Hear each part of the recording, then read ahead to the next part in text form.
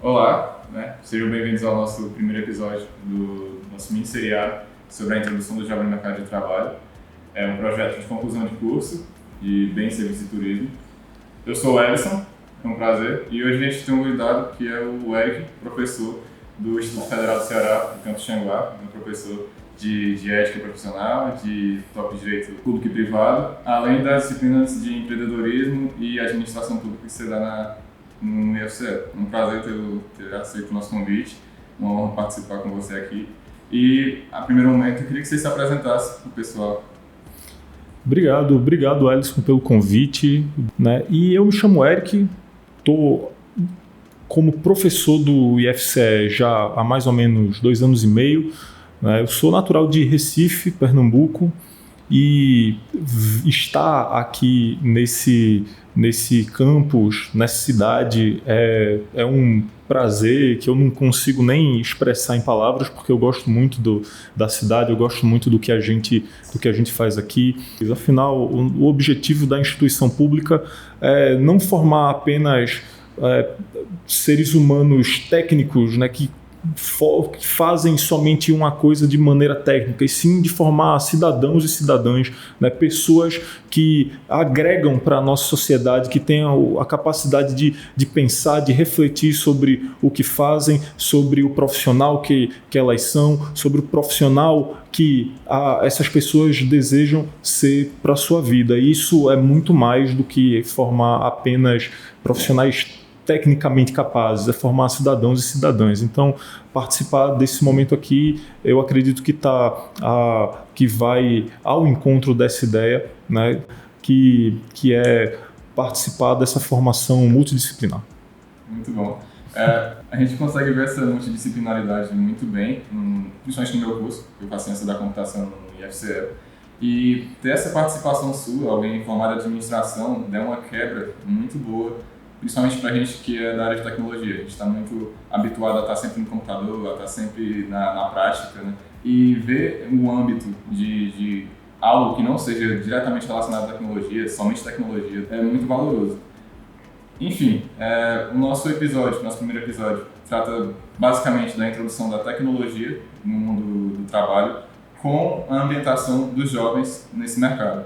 Então, você como formado em administração, queria que explicasse para a gente um pouco de como você vê a ambientação jovem dentro dessa introdução ao mercado de trabalho. Essa é uma boa reflexão, Ellison, porque ao mesmo tempo que você vê facilidades, você vê desafios. Né? Facilidades porque, se você for comparar com os jovens que eram jovens há 30, 20 ou 15 anos atrás, você vai ver realidades bastante diferentes, né? Porque hoje a informação está a um clique de distância, né? O alcance da informação está completamente quase que em tempo real. E isso é muito bom. Isso nos abre portas, nos faz ter a possibilidade de acessar conhecimentos que muitas vezes a gente teria mais dificuldade para acessar. Ao mesmo tempo, isso gera uma certa necessidade de você ser mais ativo na hora de pensar as coisas. Porque se hoje nós temos um chat GPT e uma inteligência artificial acessível para nós, a gente pode utilizar a nosso favor, ao mesmo tempo que a gente pode utilizar como uma ferramenta de muleta para você evitar ser criativo, para você evitar conseguir fazer atividades ou trabalhos que demandariam esforço, raciocínio, pensamento, criatividade. Né? Steve Jobs, que é uma grande referência para mim, para a minha carreira, para as escolhas que eu fiz, ele dizia que criatividade é você conectar coisas.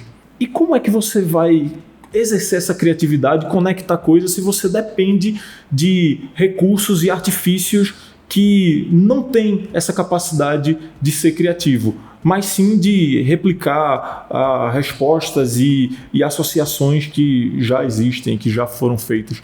Quando você abre mão dessa sua capacidade de conectar coisas e de ser criativo, você está delegando para um robô algo que deveria ser seu, algo que deveria ser próprio da essência humana. E ao mesmo tempo que o uso dos robôs ele traz oportunidades, ele também traz para a gente desafios de como lidar com eles sem se afastar da nossa essência de ser humano. Porque por mais que os robôs e as inteligências artificiais elas sejam muito boas, elas não vão substituir o ser humano, elas não vão substituir um bom trabalho feito pelo ser humano. Por mais que algumas pessoas acreditem que seja o contrário, eu entendo que não. Eu entendo que o bom ser humano, o bom cérebro, ele não tem como ser substituído por nenhum robô. Nenhum robô vai ser capaz de fazer aquilo que uma mente criativa é capaz. Vide o próprio Steve Jobs. Eu acho que nenhum robô hoje em dia seria capaz de ter a mentalidade e a visão que ele teve na época dele. Muito bom você ter citado essa parte de inovação, porque era justamente um dos tópicos que a gente iria abordar nesse primeiro episódio. Porque com o advento da tecnologia mesmo, das inteligências artificiais, como você falou, do ChatGPT e tudo mais, a gente vê que muitas dessas pessoas que estão utilizando essa inteligência artificial de maneira exacerbada, né, de maneira exagerada, a gente vê que qualquer ideia que precise ser planejada, por exemplo, um projeto, joga diretamente no ChatGPT, né? E esse tipo de atitude é altamente crítico, seja no ramo acadêmico, seja na vida profissional mesmo, mas a inovação tem se destrinchado em caminhos tortuosos nesses últimos tempos com essas tecnologias, pelo menos na mente do jovem? Essa é uma pergunta um pouco difícil de responder, Wellison, porque eu acho que para a gente poder ter certeza, a gente precisaria ter um dado mais preciso do que passa atualmente na cabeça dos jovens. E esse dado, eu acho que é um pouco difícil da gente ter.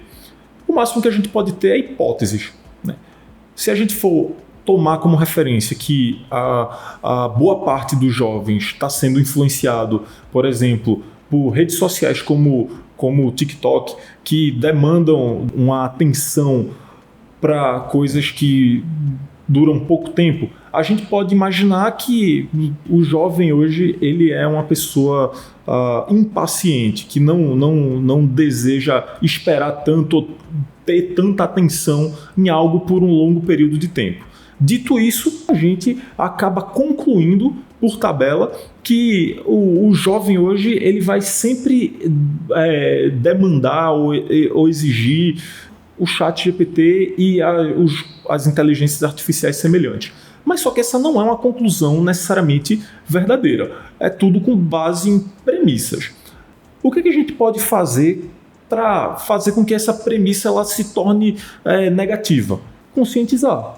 Demonstrar para essas pessoas que o caminho não é esse. Que o futuro ele não vai ser moldado através do pensamento robotizado. Ele vai ser moldado através do pensamento humano, através daquilo que a gente consegue ter a capacidade de mostrar para o mundo.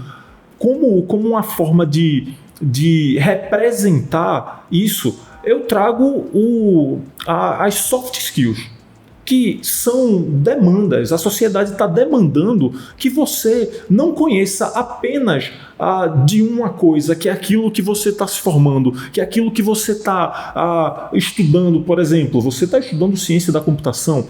A sociedade ela quer algo um pouco além de você. Ela quer que você saiba fazer isso, mas que você saiba fazer isso com integridade. Que você saiba fazer isso seguindo as boas práticas.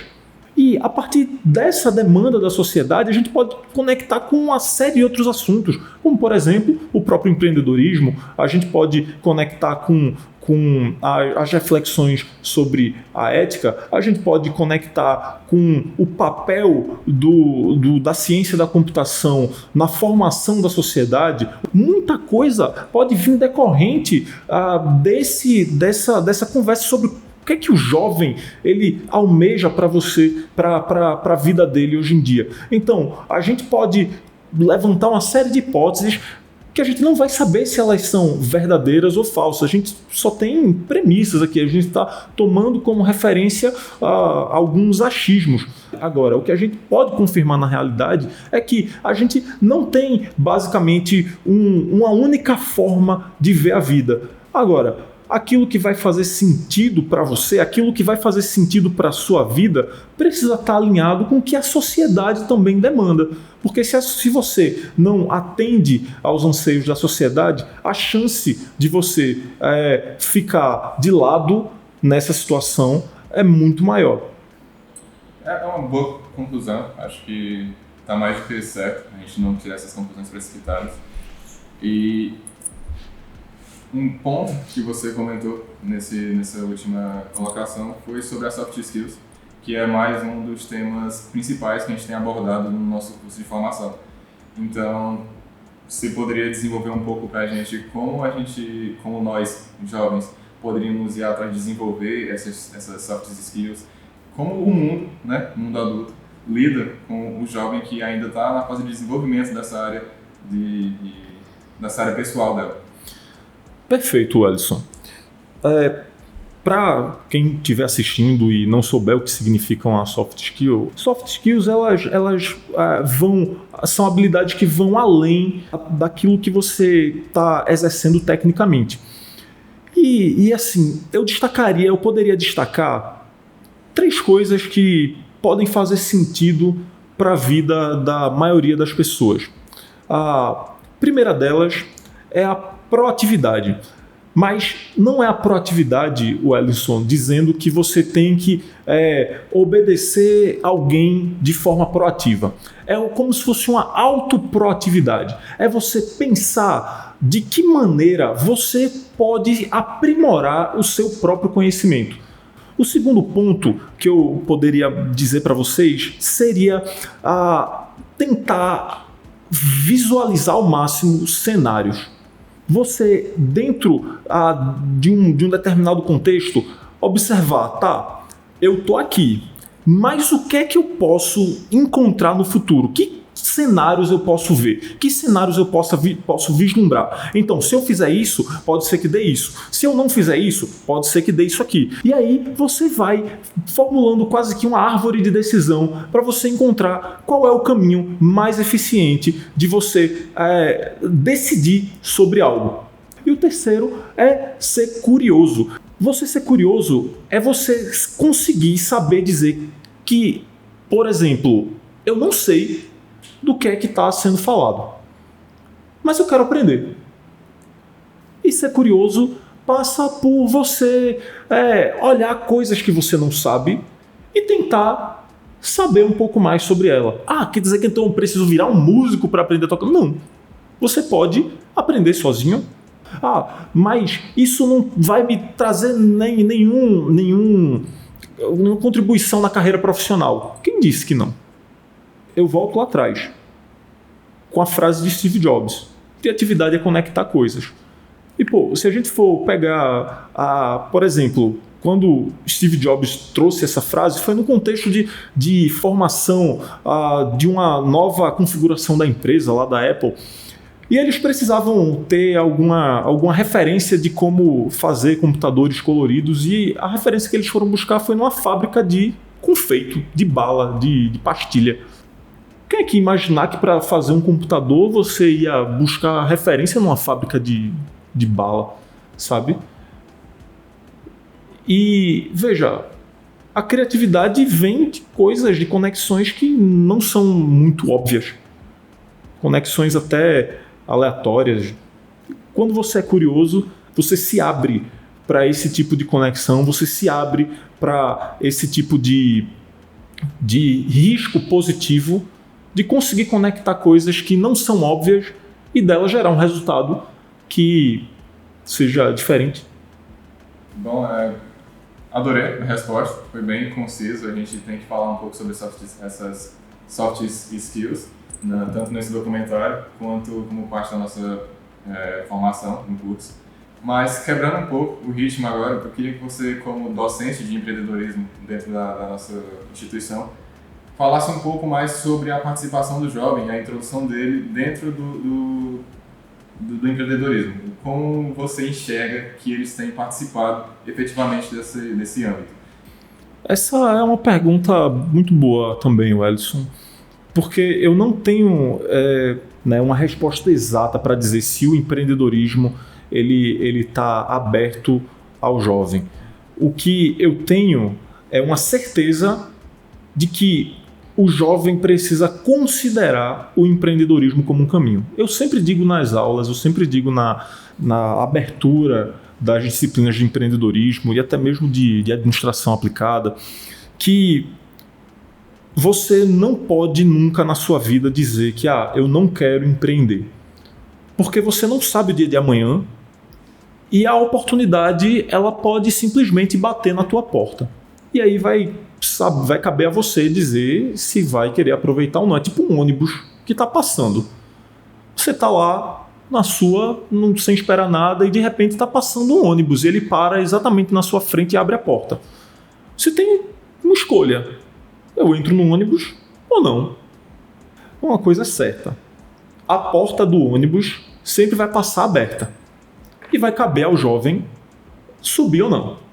Tenho absoluta certeza que o mundo, o universo do empreendedorismo tem espaço para todos, seja você jovem ou seja você não jovem. O que eu tenho absoluta certeza é que existem portas abertas, existem oportunidades em absolutamente todas as áreas. Toda área ela tem necessidades ainda não atendidas. Toda área ela tem lacunas que ainda não foram preenchidas. Agora, o que falta são pessoas com criatividade para visualizar essas oportunidades e também com coragem para chegar e dizer, não, eu vou investir nisso aqui. Porque assim, por mais que o empreendedorismo ele possa abrir boas portas, ele sempre vai envolver risco. Empreender é arriscar. Você não consegue empreender sem risco nenhum. Você sempre vai ter o risco envolvido. Agora, vai caber a você tomar atitudes para minimizar esse risco. Nesse caso, eu sugeriria ao jovem, antes de adentrar em qualquer iniciativa empreendedora, que se prepare, que estude, que entenda, que analise os cenários, que busque informações sobre o contexto, que planeje o seu negócio, que não vá assim de qualquer jeito, de peito aberto, porque existe a chance de dar errado. Eu sempre digo nas minhas disciplinas que o mercado é como se fosse uma briga, sabe? Um coliseu. Volta lá para a Idade Média, um coliseu com um monte de gente brigando. Tá todo mundo lá disputando, se estapeando, lançando flecha, bomba. E tu tá olhando ali e dizendo, eu vou entrar nesse meio aí. Você vai correr risco. Tá todo mundo brigando, tá todo mundo se estapeando. Então você vai correr risco de levar uma tapa também. Agora, você vai, dentro desse risco, escolher se vai sofrer, receber, assumir muito risco ou pouco risco. O que é que seria muito risco? É você chegar lá no meio da briga e entrar com um cabo de vassoura e um balde para brigar com a galera que está com armadura, cavalo, canhão e tu lá com um cabo de vassoura e um balde. Pode ser que dê certo? Pode, mas o seu risco é muito maior do que quem chega protegido, bota uma armadurazinha, uma espada, um escudo aqui, e essa pessoa tem menos chance de levar a lapada e ficar pelo caminho. Então assim, o risco é inerente. Agora, vai caber a você escolher assumir um risco alto ou tentar diminuir esse risco ao máximo. E a gente diminui esse risco se preparando, analisando os cenários, estudando, analisando o mercado, que é isso que a gente faz basicamente nas disciplinas aqui. A gente procura preparar vocês para saber o que fazer caso o ônibus do empreendedorismo, a oportunidade do empreendedorismo passe com a porta aberta e você deseje entrar, deseje aproveitar. É mais ou menos assim, né? Vocês se formam, de repente, depois de terminar o curso, aparece a oportunidade de empreender, você sabe o que fazer. Você já tem uma base de como fazer, você não vai fazer de qualquer jeito. É muito importante você ter falado isso, né? Porque eu, como jovem, né, de conversar com meus amigos e tudo mais, a gente consegue enxergar que muita gente ainda vê o mercado empreendedor como um bicho de sete cabeças, né? De não querer se jogar, de não querer investir naquilo de maneira direta. E quando não é, quando a gente se prepara, quando a gente tem o conhecimento, que a formação acadêmica, pelo menos aqui no IFCE, é muito, muito agradável nesse tópico. E enfrentar, né? Ela direciona a gente a justamente enfrentar esse bicho de sete cabeças que é montado na nossa mente juvenil. Mas o importante é que com esse episódio a gente tenha aprendido tanto que os jovens têm essa abertura para o mercado de trabalho, que o jovem pode se preparar, que o jovem tem que ter a iniciativa e de que a tecnologia, apesar de ser uma grande mão na roda para a gente, para o nosso desenvolvimento, não deve virar muleta, como o professor próprio falou, né? E isso é muito valoroso para todo o nosso desenvolvimento. Então, com todos esses aspectos de soft skills, de enfrentar o mercado de trabalho, de ter essa mente empreendedora, o jovem tem que enxergar que o mundo ele abre muitas portas para a gente. A gente consegue seguir diversos caminhos na nossa caminhada. E isso é muito importante. Então, eu deixo aqui meus agradecimentos novamente pela sua participação. Foi muito valorosa essa conversa. E tenho certeza que os nossos ouvintes, os nossos telespectadores vão gostar bastante. Então, vai ser de muito agrado para eles. Eu que agradeço a oportunidade de falar, Alisson. Espero ter contribuído e, se precisar, pode contar comigo que a gente está aqui à disposição.